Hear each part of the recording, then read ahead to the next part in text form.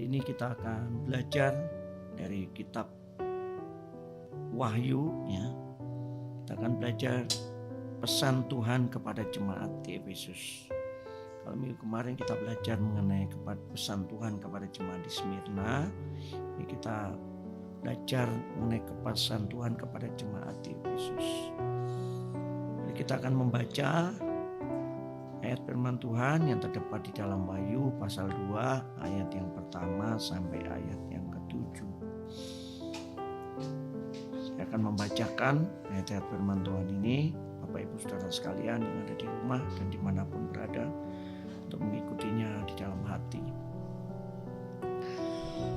Kepada jemaat di Efesus, tuliskanlah kepada malaikat jemaat di Efesus, inilah firman dari Dia yang memegang ketujuh bintang itu di tangan kanannya dan berjalan di antara ketujuh kaki dian emas itu. Aku tahu segala pekerjaanmu, baik jerih payahmu maupun ketekunanmu. Aku tahu bahwa engkau tidak dapat sabar terhadap orang-orang jahat, bahwa engkau telah mencobai mereka yang menyebut dirinya rasul. Tetapi yang sebenarnya tidak demikian, bahwa engkau telah mendapati mereka pendusta. Dan engkau tetap sabar dan menderita oleh karena namaku, dan engkau tidak mengenal lelah. Namun demikian aku mencela engkau, karena engkau telah meninggalkan kasihmu yang semula. Sebab itu ingatlah betapa dalamnya engkau telah jatuh. Bertobatlah dan lakukanlah lagi apa yang semula engkau lakukan. Jika tidak demikian, aku akan datang kepadamu dan aku akan mengambil kaki dianmu dari tempatnya, jikalau engkau tidak bertobat. Tapi ini yang ada padamu, yaitu engkau membenci segala perbuatan pengikut-pengikut Nikolaus yang juga aku benci. Siapa bertelinga, hendaklah yang mendengarkan apa yang dikatakan Roh kepada jemaat-jemaat. Barang siapa menang, dia akan kuberi makan dari pohon kehidupan yang ada di taman Firdaus Allah. Bapak Ibu Saudara sekalian, jemaat Efesus adalah jemaat yang tinggal di kota Efesus. Jemaat ini pertama kali didirikan oleh Paulus pada perjalanan misinya yang ketiga, sebelum akhirnya Paulus ditangkap dan kemudian dipenjarakan di Roma. Pada waktu di Roma, Paulus juga sering memberikan atau menyampaikan pesan-pesan melalui suratnya kepada jemaat di Efesus ya. Membuat dalam satu surat dan dia menyampaikannya kepada jemaat di Efesus. Bapak Ibu Saudara sekalian, jemaat di Efesus ini adalah unik ya. Kenapa? Jemaat ini adalah jemaat yang sungguh-sungguh berada di dalam satu tantangan yang berat, terutama adalah tantangan mengenai perpecahan di dalam jemaat ya. Oleh karena itu Paulus mengirimkan surat kepada jemaat di Efesus. Dia menyatakan dan menyampaikan mengenai konsep Kristus ya. Menyampaikan mengenai kristologi yang kemudian dibahas oleh Paulus di dalam suratnya di Efesus, yaitu mengenai Kristus adalah kepala gereja ya. Karena mereka adalah ada satu kecenderungan mereka menjadi sombong ya. Sehingga banyak orang yang ingin menjadi kepala, banyak orang menjadi pemimpin atas kelompok-kelompok pelayanan yang ada di sana. Jadi perpecahan jemaat di sana akan sangat gampang sekali untuk terjadi ya. Karena Efesus ini adalah kota besar ya. Efesus adalah ibu kota daerah Asia Kecil di dalam waktu pemerintahan Roma pada waktu itu ya, menjadi suatu provinsi ya di bawah jajahan Roma dan berada di Asia Kecil ya. Asia Kecil ini adalah satu provinsi yang menjadi pusat ibu kotanya yaitu di Efesus. Bapak Ibu Saudara sekalian, maka Efesus ini adalah seperti kota metropolitan, suatu kota besar ya, di mana penduduknya adalah orang-orang yang memiliki jabatan, orang-orang yang kaya dan sebagainya. Jadi ada kalanya mereka adalah orang-orang yang pengen mau memimpin tetapi tidak mau dipimpin. Bapak Ibu Saudara sekalian, pada waktu Yohanes menggembalakan jemaat di Efesus ini, yaitu Yohanes murid Yesus. Kemudian waktu di Pulau Patmos ketika dia mendapatkan penglihatan, mendapatkan penyataan dari surat apokaliptik ini, yaitu surat Wahyu ini, dan kemudian dia menulis surat kepada jemaat di Efesus sesuai dengan pesan yang disampaikan oleh Yesus ketika berada di Pulau Patmos. Seperti juga kepada jemaat-jemaat yang lain, ya 7 jemaat yang diberikan pesan oleh Yesus melalui Yohanes di Pulau Patmos, maka kita melihat ada hal juga yang unik juga pernyataan akan Yesus kepada jemaat ini. Setiap jemaat Yesus menyatakan pernyataan yang berbeda sesuai dengan apa yang dialami atau keadaan daripada jemaat itu sendiri. Oleh karena itu kita melihat di dalam ayat yang ke-1 ini adalah pernyataan Yesus kepada jemaat di Efesus. Inilah firman dari Dia yang memegang ke-7 bintang itu di tangan kanannya dan berjalan di antara ke-7 kaki dian emas itu. Kata ke-7 bintang, yang memegang ke-7 bintang itu adalah berbicara mengenai otoritas Yesus.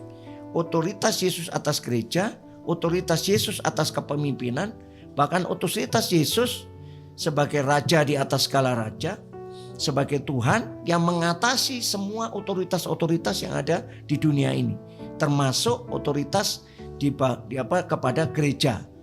Pada gereja utamanya adalah gereja di Efesus. Karena di situ berjalan di antara ke-7 kaki dian emas. Ke-7 kaki dian itu adalah ke-7 gereja. Jadi ke-7 gereja itu otoritasnya bukan manusia, ya.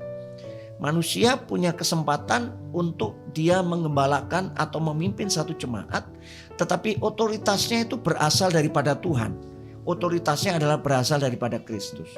Di sini Yesus menyatakan mengenai hal yang utama bahwa jemaat Efesus harus tahu bahwa sebenarnya yang menjadi kepala atas gereja itu bisa bertumbuh, gereja itu bisa ada bukan karena manusia yang memimpin gereja itu, tetapi adalah Kristus yang memimpin sebagai kepala daripada gereja. Kemudian di dalam ayat yang kedua dan ketiga, di sini kita melihat adalah bahwa keistimewaan dari jemaat Efesus. Ada banyak hal-hal rohani, ya, pencapaian di dalam kerohanian mereka yang kemudian dinyatakan oleh Yesus. Dikatakan di sini adalah, aku tahu segala pekerjaanmu, baik jeripayamu maupun ketekunanmu. Aku tahu bahwa engkau tidak sabar terhadap orang-orang jahat.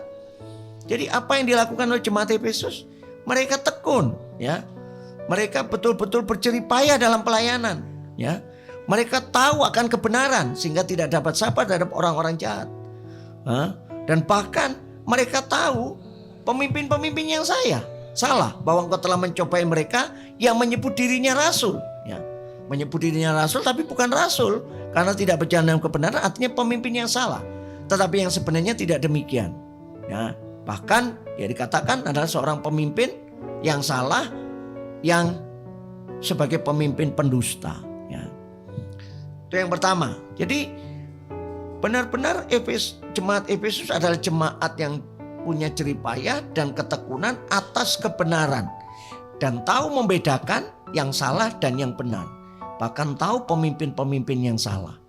Kemudian yang kedua adalah jemaat Efesus adalah jemaat yang sabar menderita, ya, oleh karena nama Tuhan, ya. Dan bahkan dikatakan engkau tidak mengenal lelah, ya. Jadi suatu hal yang kita melihat bahwa sebenarnya bukan hanya secara tenaga, ya kan, bukan hanya secara doktrin, ya, bukan hanya segala apa yang mereka lakukan untuk pelayanan Tuhan itu betul-betul menjadi pelayanan yang all out di sini, ya. Pelayanan yang baik secara luar, ya. Tapi yang mengagetkan adalah kepada jemaat di Efesus ini Kristus mencela.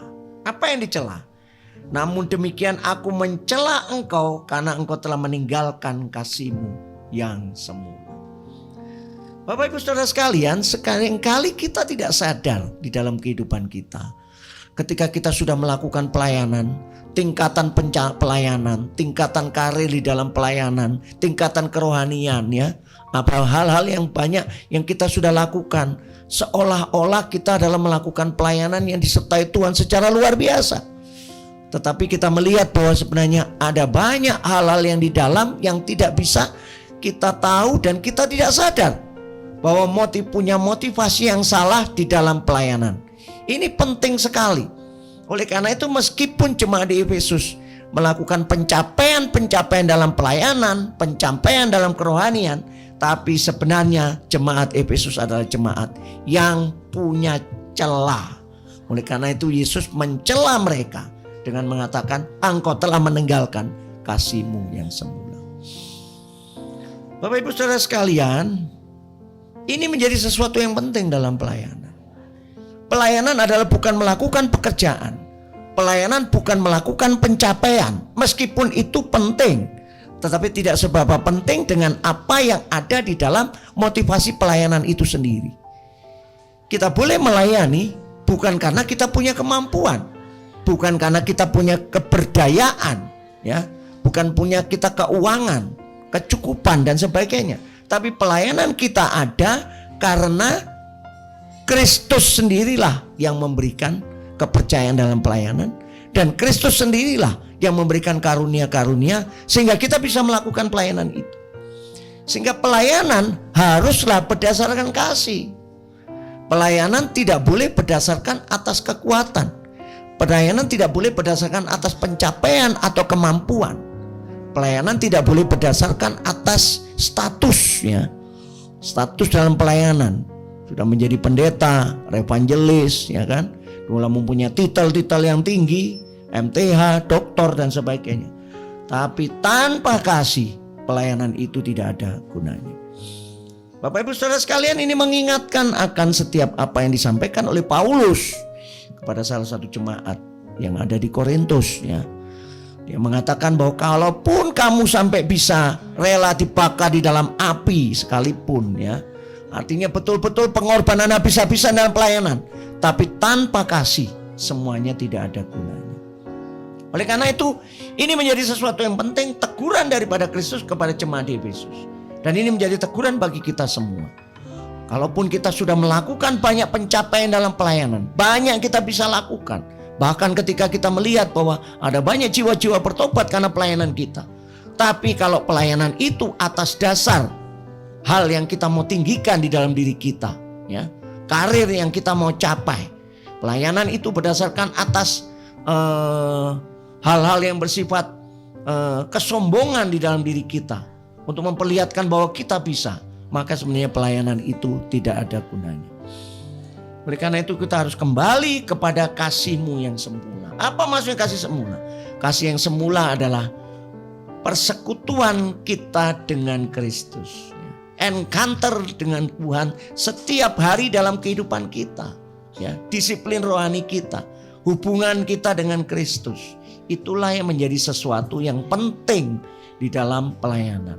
Karena ketika kita bisa mengasihi Kristus dengan benar, kita mengasihi Tuhan segenap hati, segenap jiwa, segenap kekuatan, maka pelayanan itu dihasilkan daripada kasih kita kepada Tuhan. Kita mengasihi dengan Tuhan dengan segenap hati, segenap jiwa, dan segenap kekuatan, segenap akal budi kita. Itu menjadi suatu motivasi utama kita. Karena kasih kita kepada Tuhan, maka itu menimbulkan kasih kita kepada sesama. Hingga pelayanan selalu dimulai dari kasih kita kepada Tuhan yang menimbulkan kegerakan bagi kasih kepada sesama. Demikian juga pencapaian, semua profesionalitas dalam pelayanan itu bukan pekerjaan, tetapi itu adalah hubungan kasih kita kepada sesama karena kasih kita kepada Tuhan. Bapak Ibu Saudara sekalian, oleh karena kelima dikatakan, sebab itu ingatlah betapa dalamnya engkau telah jatuh. Bertobatlah dan lakukanlah lagi apa yang semula engkau lakukan. Jika tidak demikian, aku akan datang kepadamu dan aku akan mengambil kaki diammu dari tempatnya jikalau engkau tidak bertobat. Jadi seolah-olah jemaat Efesus memiliki kaki dian yang bersinar, ya, menjadi terang bagi pelayanannya itu. Ada banyak pencapaian yang dihasilkan. Tapi ternyata lambat laun, yang dulu pelayanan didasarkan oleh kasih yang semula kepada Kristus dan kepada sesama, lambat laun pelayanan itu didasarkan pada pencapaian atau hal-hal yang kemudian kebesaran, kemegahan yang mau ditinggikan dalam diri manusia dan pelayan itu. Sehingga mereka tidak bisa menghargai ada hal-hal yang memang yang tidak sesuai dengan apa yang mereka inginkan, ya. Tidak bisa menghargai orang-orang yang memang kelihatannya tidak mampu, ya. Tapi Tuhan panggil di dalam pelayanan. Mereka hanya menghargai orang-orang yang besar, orang-orang yang punya pencapaian, ya, orang-orang yang seolah-olah memang sepertinya bisa memimpin karena atas dasar bakat dan kemampuan yang ada dalam dirinya. Tapi tidak bisa membedakan lagi kepada orang-orang yang memang dia diberikan karunia Tuhan untuk melayani, meskipun secara luar kelihatannya tidak megah, tidak wah seperti apa yang mereka lihat. Jadi ini adalah teguran kepada jemaat di Efesus. Bapak Ibu Saudara kalian, mari kita juga akan merenungkan dalam kehidupan kita. Apakah pelayanan kita berdasarkan kasih yang semula? Mungkin pada mulanya kita memang mengasihi Tuhan sehingga kita digerakkan untuk melakukan pelayanan. Tapi lambat laun itu menjadi satu pelayanan bersifat rutinitas. Untuk melakukan profesionalitas kita, pencapaian kita, dan karir kita. Sehingga kasih kita lambat laun akan berkurang. Kasih kita bahkan kepada Tuhan, ya, keutamaan mengerti akan kehendak Tuhan di dalam pelayanan akan berkurang. Sehingga membuat kita melakukan pelayanan atas kehendak diri kita sendiri dan pencapaian-pencapaian apa yang kita inginkan. Yalah, pagi hari ini kita bisa merenungkan apa yang teguran kepada jemaat di Efesus dari Wahyu pasal yang kedua ini. Dan kita mau bertobat dan kita kembalikan kehidupan kita kembali kepada kasih Allah yang telah memanggil kita, dan kita kembali melakukan pelayanan dengan kasih. Kasih kepada Kristus yang menggerakkan kasih kita kepada sesama. Demikianlah Bapak Ibu Saudara sekalian, biarlah ini menjadi berkat bagi kita semua. Mari kita berdoa. Bapa kami dalam surga, kami mengucap syukur untuk pagi hari ini. Terima kasih Tuhan, kami sudah mendapatkan teguran yang keras melalui ayat firman Tuhan ini. Karena semua pelayanan kami Tuhan, apapun yang kami capai dalam pelayanan, yang kelihatannya megah, kelihatannya besar, dan kelihatannya punya kuantitas dan bahkan punya kualitas yang dilihat dari luar. Tapi ketika motivasi itu menjadi salah, motivasi melayani kami bukan karena kami mengasihi Tuhan dan mengasihi sesama. Kasih semula kami hilang sehingga kami melakukan secara rutinitas dan pencapaian-pencapaian yang kita inginkan seperti apa yang dilakukan oleh orang-orang dunia. Ampuni kami Tuhan. Biarlah Tuhan kami kembali menjadi pelayan-pelayanan yang sungguh kami melayani atas dasar kasih. Kasih kepada Kristus yang menggerakkan kepada kasih kepada sesama. Sehingga kaki dian kami Tuhan tetap menyala, menjadi terang dimanapun kami berada. Orang-orang boleh merasakan kasih Kristus yang ada dalam diri kami kepada mereka. Terima kasih Bapa, terima kasih. Hanya dalam nama Tuhan Yesus Kristus kami berdoa dan mengucap syukur. Amin.